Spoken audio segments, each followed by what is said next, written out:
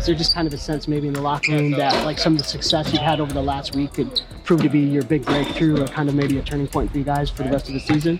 Yeah, I mean, I think we're all feeling good. I think the energy's high. Really good win in Minnesota. Had a chance to celebrate together. I think that only helps our chemistry. You know, all that stuff off the court definitely fuels us. We're having fun with each other. We're having fun together playing. So I think it is. I think this is a good moment for us. And, you know, especially we're playing without one of our best players. So to do that in those circumstances, we're really just proud of ourselves. The Las Vegas Aces, the so-called unstoppable dynasty of the WNBA, just got humbled in front of the entire basketball world. A 27-point beatdown? Check. Aya Wilson getting every possible whistle and still failing miserably? Big check. Chelsea Gray, who some insist is better than Caitlin Clark, vanishing when the game mattered most? The biggest check of all. While Aya dragged players from behind and somehow avoided fouls, a team in Indianapolis stepped up to teach her what true, unselfish, high IQ basketball really looks like. If you're at the Fever, drop CC and Lexie in the comments. Let's roll. The Indiana Fever just beat the Aces. The first win for the Indiana Fever against the Las Vegas Aces since I was 22 years old.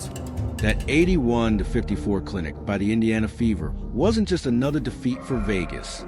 It was a statement. A glowing sign in Fever red screaming that no referee bias, no padded stats from Wilson, and no dynasty hype could save them once Indiana locked in and played connected basketball the right way.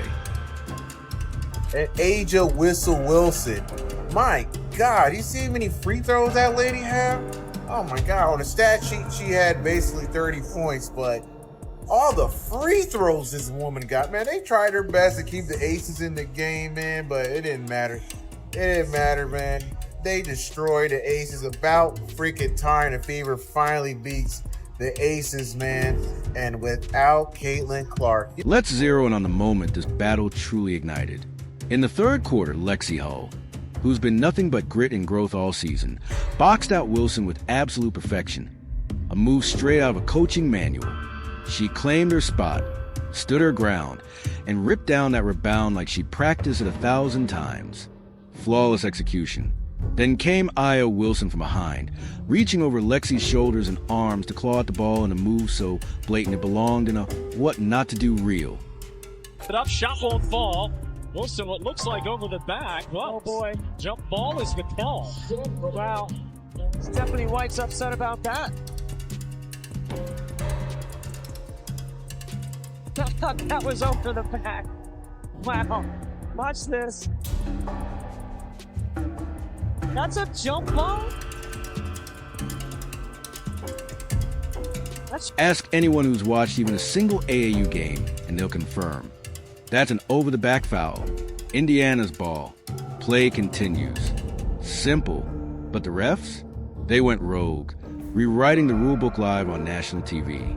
Against all logic, they called it jump ball, as if Wilson was equally entitled to that rebound after bulldozed. But this was a big win for the Fever because the Aces were the only team that they had not won at least one game to last season, meaning the Aces swept the Fever last season. They actually haven't won they actually haven't won a game against the Aces in 16 games. And they did it without Caitlin Clark.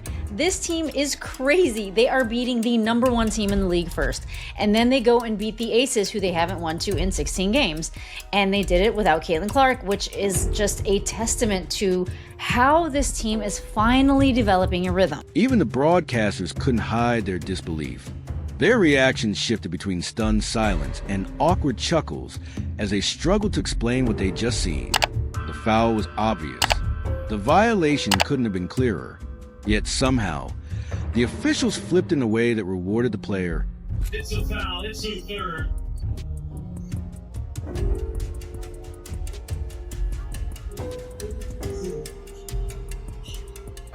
Lexie Hull, tremendous three and two. Leads the league at 50%, shooting the three, draws the charge. But here's where it turned poetic. The Indiana Fever didn't sulk or collapse. They didn't let shaky officiating throw them off. Instead, they brushed it aside, tightened up, and tore apart the Aces so completely that every bad call lost its meaning. Let's break down how Indiana flipped what could have been a Vegas momentum shift into a one-sided showcase.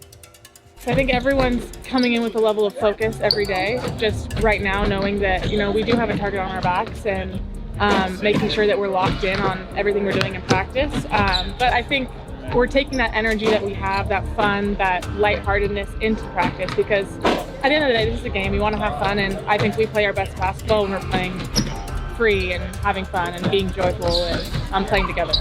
From the opening minutes, Indiana came out firing. They scored the first 6 and never looked back. By the end of the first quarter, it was 21-4. You could already feel Vegas losing their grip. Indiana shot nearly 53%, held the Aces to under 29%, and dominated 16-4 in the paint. From the jump, it was obvious. Indiana has not beaten Las Vegas since the 2019 season.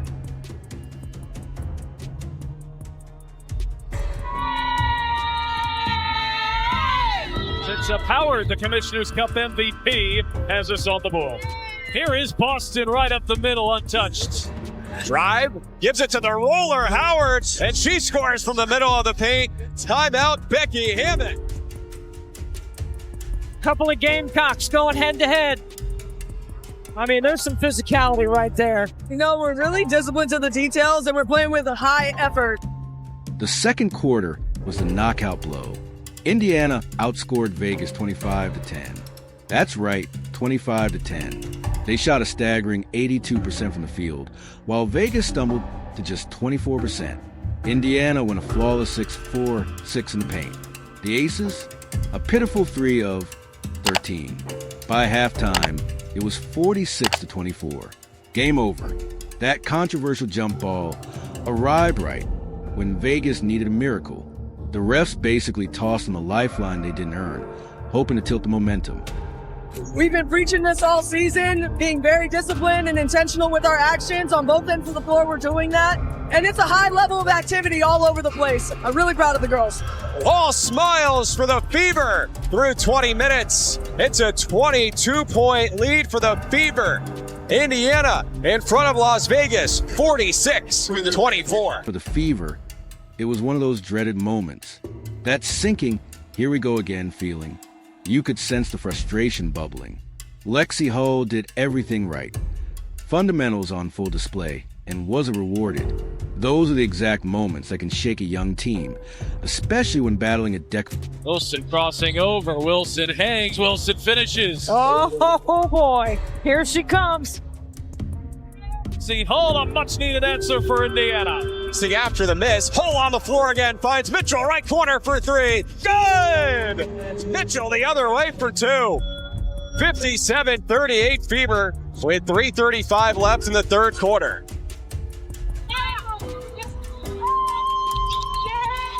Becky Hammond's had enough. For Vegas, that referee gift was like a breath of oxygen. Down huge and searching for anything to hold on to. They were suddenly given a 50-50 ball that wasn't even close to fair. For a moment, it seemed like maybe, just maybe, the officiating might try to prop up the defending champ. Absolutely frustrated. Oh, catch and shoot. Connects. In from the foul line, front of the rim, and it drops. Short rebound Fever. Mitchell, right wing, open for 3. Money! Holding the Aces to 26% shooting. It's the lowest a Fever opponent has shot in 15 years. But Indiana wasn't having it. The lead grew to 68-47 entering the fourth. And that last quarter, pure humiliation. Vegas scored just 7 points, yes 7, in the entire period. That's not professional offense. That's a system collapse. The 81-54 final almost flatters the Aces. The truth? Indiana dismantled them piece by piece. Fever now! Now! Yes! Let's get a dub column!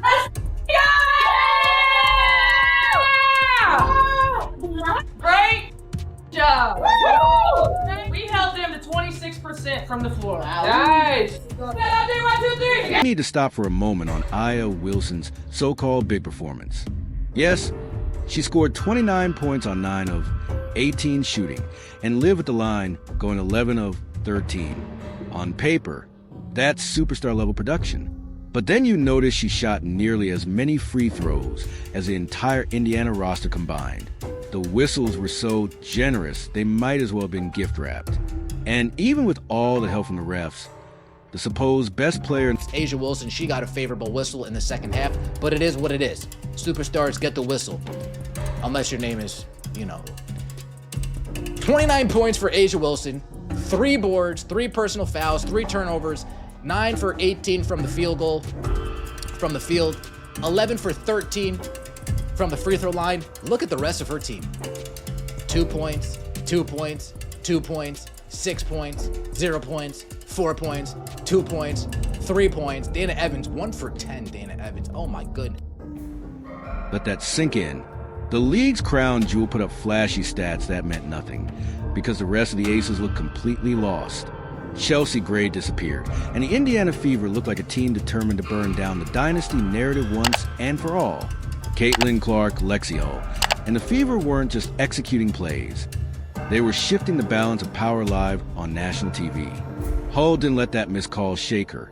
She doubled her effort, battled for rebounds, and made Wilson fight for every touch.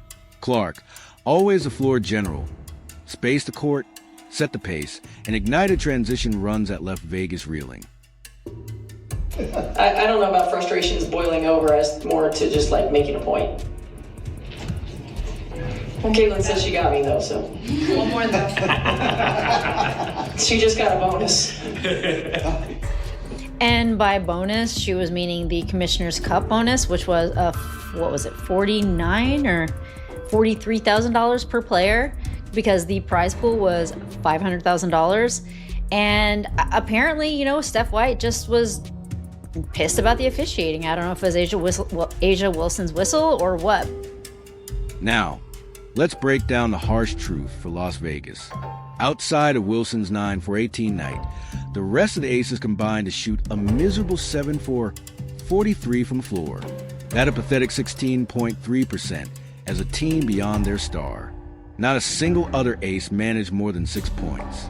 Think about that for a second. This is a team praised for its unmatched depth, yet their MVP was left playing 1-on-5, while her co-stars vanished under the Fever's relentless defense. Like I said, the referees were starting to get on the side of the Aces. They were trying to wheel the Aces back in, and Lexie stepped in and sort of killed it. Kelsey Mitchell never took her foot off the gas tonight, by the way. This is the best thing I've seen from Stephanie White all season long. Right here, she was aggravated by the refs already, and in the fourth quarter, 5:35 left, Stephanie White lost her shit on the sideline. She lost her shit. And let me just play this right here. Roll it. Lost that lead late. And you see her just losing it up here. Losing it. And she got teed up right there. And Caitlin Clark loved it. Speaking of that supporting cast, let's talk about Chelsea Gray. Some people actually claim she's better than Caitlin Clark, but the box score tells another story, one that's far less flattering. Gray finished with just 2 points on 1 of 3 shooting, dished only 2 assists, and coughed up 5 turnovers. 2 points.